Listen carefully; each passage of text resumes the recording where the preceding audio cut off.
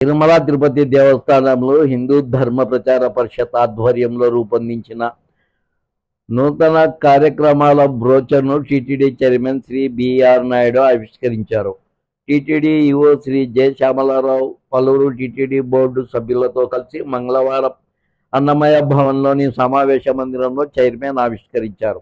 ఈ సందర్భంగా చైర్మన్ మాట్లాడుతూ సనాతన ధర్మాన్ని క్షేత్రస్థాయికి తీసుకెళ్లేందుకు పలు కార్యక్రమాలను రూపొందించామన్నారు. విద్యార్థులకు మానవీయ మరియు నైతిక విలువలపై శిక్షణ ఇచ్చేందుకు సద్గమయ కార్యక్రమాన్ని జూలై 28న ప్రారంభించనున్నట్లు వెల్లడించారు. అదేవిధంగా టీటీడీ ఆలయాలలో మహిళల కొరకు గాజులు, పసుపు, కుంకుమ మరియు అక్షింతలు సమర్పించే ప్రత్యేక కార్యక్రమాన్ని సౌభాగ్యం పేరుతో ఆగస్టు 8వ తేదీన ప్రారంభిస్తారన్నారు.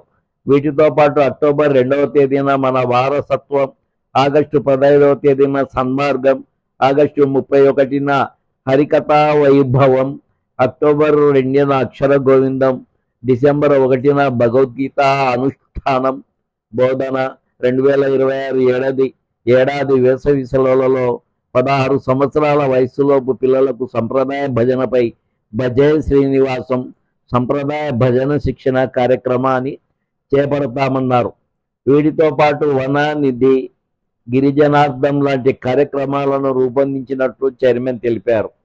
ఈ కార్యక్రమంలో అదనపు EO Shri CH Venkaiah Chowdary, JEO Shri V Veerabrahmam, CVSO Shri Muralikrishna తదితరులు పాల్గొన్నారు.